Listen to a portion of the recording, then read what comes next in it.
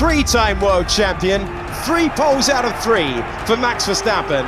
To stand here as a 4-time world champion is of course something that I never thought was possible. Max Verstappen est quadruple champion du monde de Formule 1. Il détient le record du plus grand nombre de victoires en une seule saison. Il est, selon presque tous les critères mesurables, le meilleur pilote du plateau actuel. Et pourtant, aussi incroyable que cela puisse paraître, I respect Max a lot as a driver.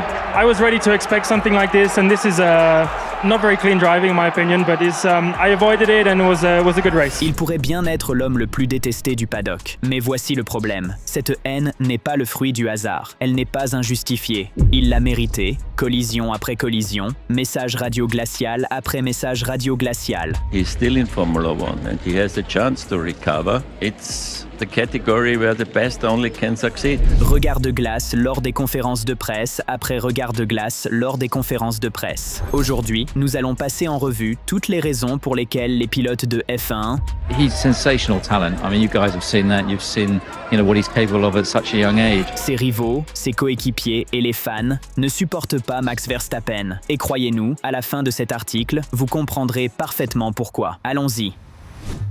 Les débuts les plus jeunes et les plus controversés.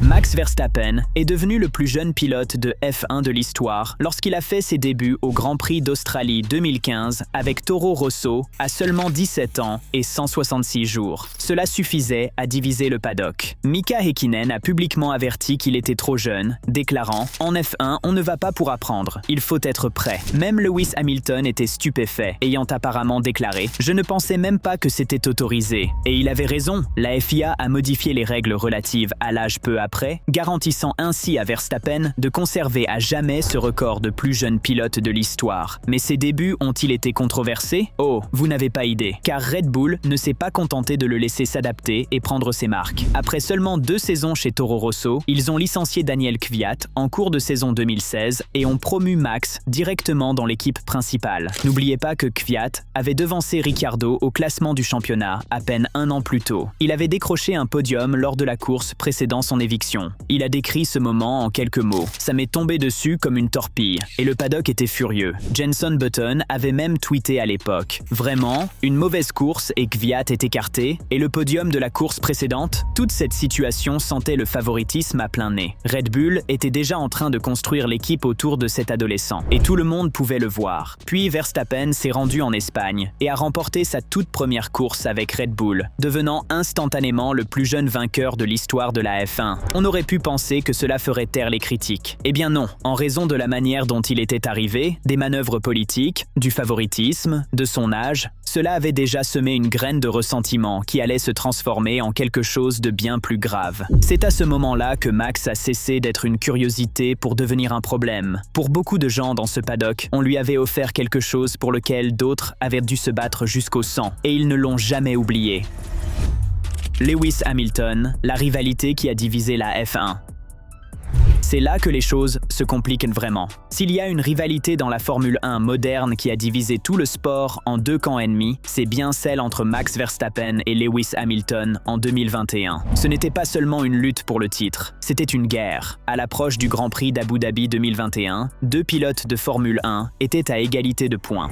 The safety car is coming in at the end of this lap. Le septuple champion du monde Lewis Hamilton et l'étoile montante Max Verstappen. Celui qui terminerait le mieux classé lors du Grand Prix d'Abu Dhabi 2021 serait le vainqueur. La tension avait été extraordinaire tout au long de la saison. Silverstone, Monza, Arabie Saoudite, ces 2 hommes n'ont rien laissé au hasard. Le championnat semblait devoir se jouer en faveur de Hamilton jusqu'à ce que Nicolas Latifi percute le mur avec sa Williams au virage 14, au 53e tour sur 58. L'accident a déclenché une période de voiture de sécurité qui devait durer jusqu'à la fin de la course. Hamilton est resté en piste avec ses vieux pneus pour conserver son avantage, tandis que Verstappen s'est arrêté au stand pour changer de pneus. Il est revenu en piste en 2e position, avec 5 voitures doublées entre eux. C'est alors qu'est intervenue la décision qui a tout changé. La décision controversée du directeur de course, Michael Masi, de laisser certaines voitures doublées dépasser la voiture de sécurité tardive après après l'accident de Latifi, a placé Verstappen, équipé de pneus neufs, juste derrière Hamilton.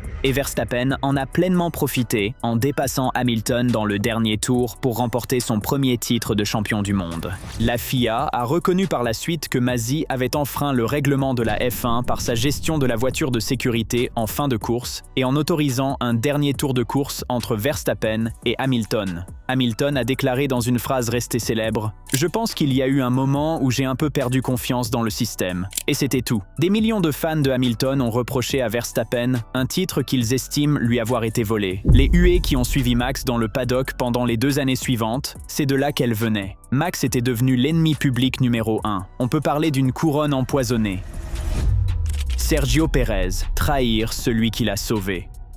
Parlons maintenant du problème des coéquipiers, car s'il y a un fil conducteur dans la carrière de Max Verstappen, c'est bien celui-ci. Ceux qui l'aident le plus ont tendance à en faire les frais. C'est là qu'entre en scène Sergio Pérez. Checo avait été un véritable lion pour Max tout au long de l'année 2021. À Abu Dhabi même, Sergio Pérez s'était qualifié en 4e position et allait plus tard jouer un rôle essentiel dans la lutte pour le titre, en retenant Hamilton pour permettre à Verstappen de gagner un temps crucial. Pérez s'est défendu comme si sa vie en dépendait, et Max a remporté le championnat. Alors quand Red Bull a demandé à Verstappen au Brésil en 2022 de laisser passer Pérez pour l'aider dans la bataille au classement contre Charles Leclerc, on aurait pu penser que la réponse serait un simple « oui », un geste d'esprit d'équipe, une façon de rendre l'appareil. Eh bien non, Max a refusé, catégoriquement. À la radio de l'équipe, devant le monde entier, Verstappen a rétorqué à son équipe « Je vous l'ai déjà dit, ne me le demandez plus, j'ai mes raisons. Je vous l'ai déjà dit la dernière fois, ne me demandez plus ça. J'ai donné mes raisons et je m'y tiens. » Après la course, Pérez, dévasté, a riposté publiquement en déclarant « Waouh, il montre qui il est vraiment. » Cette phrase a fait le tour du monde. Elle était crue, elle était vraie, et elle a nui à leur relation d'une manière qui ne s'est jamais complètement réparée. Les répercussions ont dépassé le simple cadre des sentiments. La voiture de Formule 1 2025 de Red Bull était médiocre.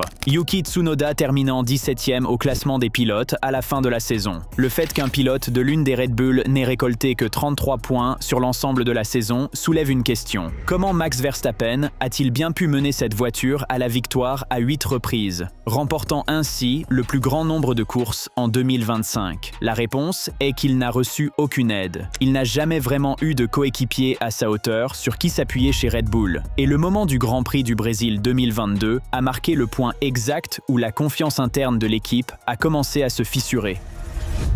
Esteban Ocon, la bousculade dans la voie des stands qui a fait le tour du monde.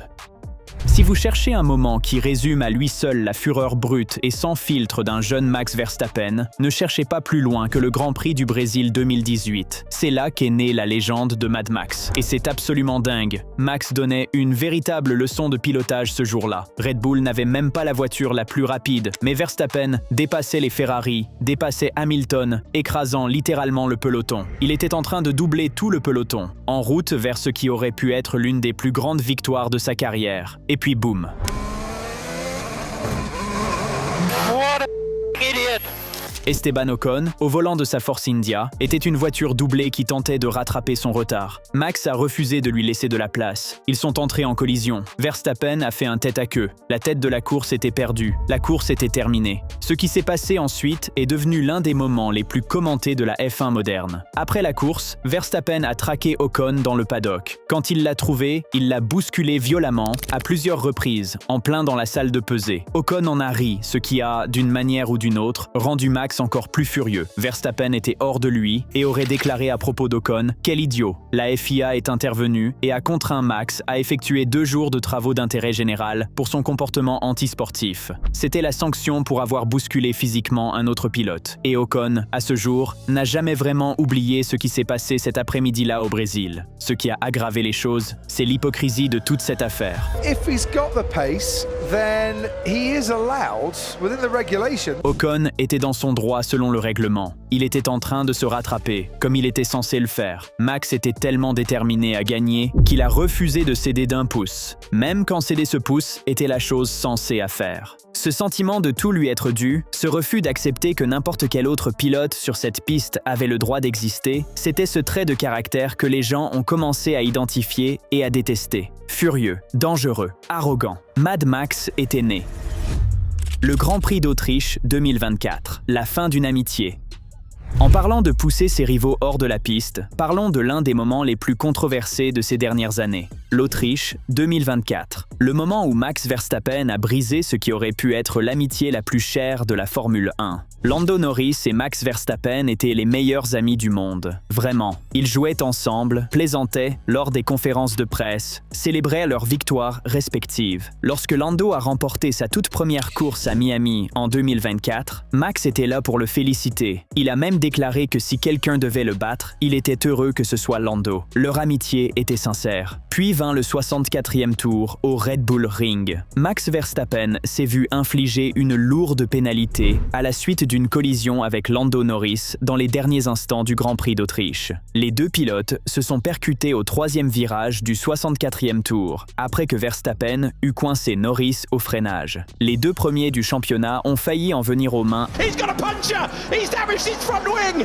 The leading contenders for the World Championship! À plusieurs reprises avant leur collision finale, Norris étant mécontent de ce qu'il considérait comme des manœuvres défensives tardives et illégales de la part du Néerlandais. Norris a qualifié la défense de Verstappen de stupide et imprudente et a déclaré qu'il perdrait tout respect pour le triple champion du monde si le Néerlandais prétendait être la partie innocente dans leur collision. Et comment Max a-t-il réagi? Il a haussé les épaules, affirmant qu'il s'agissait simplement d'une situation malheureuse. L'ancien pilote de F1 Johnny Herbert, l'un des commissaires ce jour-là, a été catégorique. Quand nous avons regardé la scène, la question de savoir à qui incombait la faute s'est immédiatement posée, et c'était celle de Max. Les commissaires ont infligé à Verstappen la pénalité maximale prévue par leur règlement. L'incident a entraîné des crevaisons pour les deux pilotes, permettant à George Russell de remporter la victoire, tandis que le leader du championnat, Verstappen, a réussi à remonter à la 5e place et que Norris a abandonné en raison d'importants dégâts à la carrosserie. La bromance disparut, juste comme ça. Daniel Ricciardo, le coéquipier qui l'a poussé vers la sortie. Et l'incident avec Ocon n'était même pas la première fois qu'un collègue de Red Bull avait des raisons de détester Max Verstappen. Demandez à Daniel Ricciardo. En fait, en 2018, Daniel Ricciardo en avait déjà assez vu. La fin était prévisible. Lorsque Ricciardo et Verstappen étaient coéquipiers chez Red Bull entre 2016 et 2018, ils étaient présentés comme le duo de pilotes le plus passionnant de la Formule 1. Agressif, talentueux, spectaculaire. Et en coulisses, c'était un désastre qui couvait. La tension a atteint son paroxysme à Bakou en 2018. Les deux Red Bull sont entrés en collision alors qu'elles se battaient en tête du peloton, les éliminant toutes les deux de la course. Ricciardo wanted to go left. Verstappen blocked him off. Thought about going right, put on the brakes. Christian Horner a qualifié cela de désastre inutile. Red Bull perdait à la fois des points et la face. Mais le plus gros problème, c'était ce qui se passait en dehors de la piste. Red Bull avait progressivement commencé à construire la stratégie, les ressources et la planification à long terme de toute l'équipe autour de Verstappen. De meilleurs contrats, un traitement prioritaire. Et Ricciardo, qui était le pilote le plus expérimenté à l'époque, a commencé à le ressentir. Puis, en Hongrie en 2018, Verstappen l'a percuté dès le premier tour. Encore une fois, c'en était fini pour Daniel. Au lieu de signer un nouveau contrat avec Red Bull, il a choqué tout le monde en F1 en annonçant son transfert chez Renault. Christian Horner lui-même a admis plus tard « Je pense qu'il ne voulait plus être le coéquipier de Max. » Et honnêtement, qui pourrait lui en vouloir? Ricciardo n'a pas quitté Red Bull, il s'en est échappé. Et les blessures de ces années-là ne se sont jamais vraiment refermées entre les deux hommes. Le Grand Prix d'Espagne 2025, le Red Mist et 9 points perdus. Avance rapide jusqu'en 2025. Lando Norris a remporté le championnat de F1 2025 lors de la dernière course de la saison face à Oscar Piastri et Max Verstappen. Mais voici ce que presque tout le monde oublie en célébrant le titre de Lando. Max Verstappen aurait dû être quintuple champion du monde. Il a lui-même gâché cette chance. À Barcelone, Max Verstappen a admis avoir commis une erreur en percutant George Russell lors du Grand Prix d'Espagne après que tout soit devenu rouge pour lui, dans un moment d'extrême frustration. Verstappen a été pénalisé pour avoir provoqué une collision avec Russell lors de la course de Barcelone en juin. It got Max Verstappen a 10-second penalty. to give him his worst result in a Spanish Grand Prix here.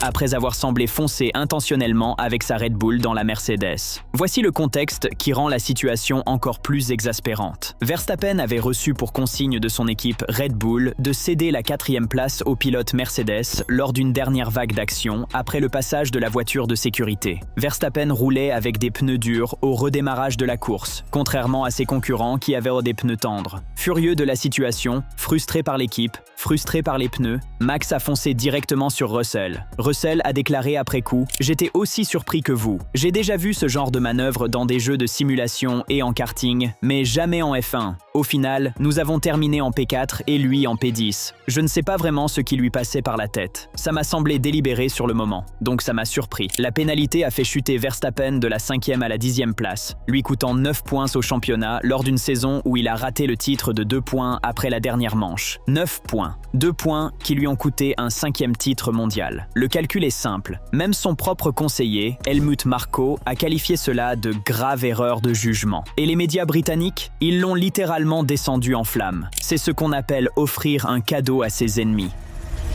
George Russell, de rival à ennemi public. Et bien sûr, George Russell n'a pas vraiment envoyé de carte de remerciement à Max après Barcelone 2025. Leur relation était tendue, bien avant cela. La tension entre Russell et Verstappen montait depuis des années. Elle a véritablement éclaté lors de la course sprint de Bakou en 2023, lorsqu'une tentative de dépassement audacieuse de Russell a provoqué un contact, endommageant le ponton latéral de Verstappen. Après la course, Max, furieux, s'est précipité vers Russell dans le paddock et l'a traité d'idiot en direct à la télévision. Russell, pris au dépourvu, a simplement répondu « Si tu ne laisses pas d'espace, à quoi t'attends-tu » Il n'y avait aucune chaleur dans ces mots, aucune. Puis le Grand Prix du Qatar 2024 a ajouté une nouvelle couche au conflit, lorsque Russell a signalé que Verstappen l'avait bloqué pendant un tour de qualification, ce qui a valu à Verstappen une pénalité sur la grille de départ. Max a estimé que cette pénalité était totalement injustifiée. Leur relation a continué à se refroidir, course après course. Mais ensuite, l'Espagne 2025 est arrivée et tout a explosé. Max Verstappen a frôlé la sanction lors des 2 Grands Prix suivants, après s'être retrouvé à un point seulement d'une suspension automatique d'une course suite à sa collision avec George Russell lors du Grand Prix d'Espagne. Cet incident a valu à Verstappen une pénalité de temps de 10 secondes, et les commissaires ont également ajouté 3 points de pénalité à sa superlicence, portant son total à 11 pour les 12 derniers mois. Un incident de plus, et Max aurait manqué une course entière. C'est dire à quel point il vivait sur le fil du rasoir. Et même après tout cela, même après avoir admis sur Instagram que cette manœuvre n'était pas correcte et n'aurait pas dû se produire, la rancœur n'a pas disparu. Elle a simplement changé de lieu.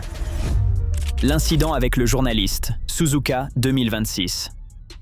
C'est là que les choses deviennent véritablement surréalistes. Car si la guerre de Max Verstappen contre les médias britanniques a connu un moment décisif, c'est bien à Suzuka en mars 2026. Et c'est l'une des scènes les plus extraordinaires de l'histoire moderne de la Formule 1. À l'approche du Grand Prix du Japon 2026, le journaliste sportif du Guardian, Giles Richard, se trouvait dans le paddock, s'attendant à recueillir les propos de Verstappen le jeudi précédant les essais sur piste. Mais avant que le journaliste britannique n'ait pu obtenir son scoop, Verstappen a choisi de raviver une vieille querelle en déclarant « Je ne commencerai pas tant qu'il ne sera pas parti », en référence à Richard. Pourquoi ? Le journaliste britannique avait déjà provoqué la colère de Verstappen lors de la dernière manche du championnat 2025 à Abu Dhabi, en affirmant que Verstappen avait perdu le titre de champion des pilotes pour seulement 2 points à la suite de son incident controversé en piste avec George Russell lors du Grand Prix d'Espagne. Richards a tenté de demander pourquoi Verstappen était soudainement si hostile, mais le pilote néerlandais l'a interrompu et a été on ne peut plus clair.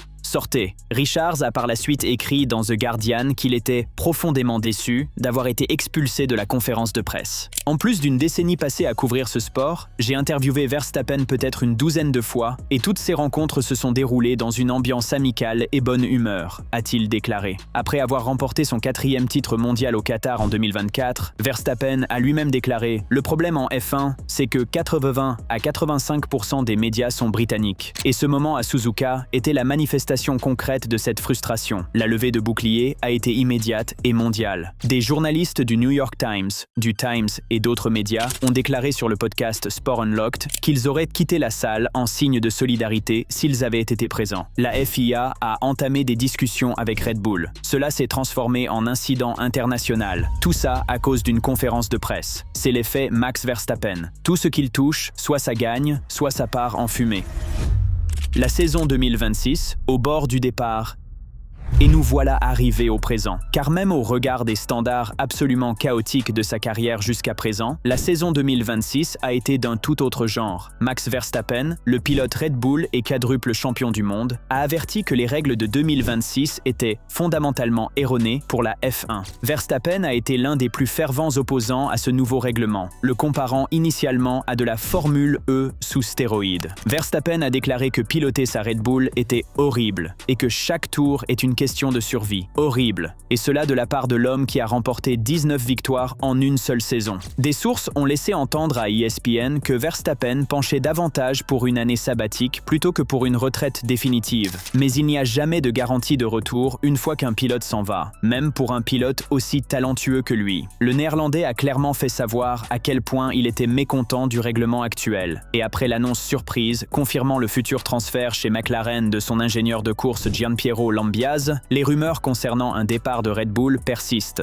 Même Lando Norris, l'homme qui vient de le devancer pour le titre 2025, s'est exprimé sur le sujet. Norris a expliqué que le départ de Max de la Formule 1 aurait des connotations positives et négatives, révélant qu'il représenterait une grande perte pour le sport. C'est probablement l'un des meilleurs pilotes que vous verrez jamais en Formule 1, a déclaré Norris. Même s'il nous rend parfois la vie incroyablement difficile, c'est toujours un plaisir de courir contre lui. C'est là toute la contradiction. Même ceux qui sont frustrés par lui, même les rivaux qui se sont affrontés avec lui sur la piste, même les journalistes à qui on a demandé de quitter la pièce, tous reconnaissent la même vérité dérangeante. Max Verstappen est le plus grand pilote de sa génération, peut-être de toutes les générations. Et la haine, les rivalités, le chaos, Verstappen est intransigeant en course, ce qui signifie que quiconque se retrouve à se battre régulièrement contre lui doit être prêt à aller jusqu'au bout lui aussi. Comme nous l'avons vu par le passé, notamment avec Lewis Hamilton, le résultat est la rencontre entre une force irrésistible et un objet inamovible. Ce n'est pas un méchant, c'est simplement un prédateur au sommet de la chaîne alimentaire qui fait ce que font les prédateurs au sommet de la chaîne alimentaire. Et en Formule 1, soit on suit le rythme, soit on s'écarte. Laquelle de ces rivalités de Verstappen vous a le plus surpris? Est-il un génie simplement incompris? Ou attire-t-il véritablement la haine sur lui? Faites-nous part de votre avis dans la section commentaires. Et avant de partir, n'oubliez pas de liker cette vidéo et de vous abonner à Grid Rivals pour ne pas manquer les prochaines.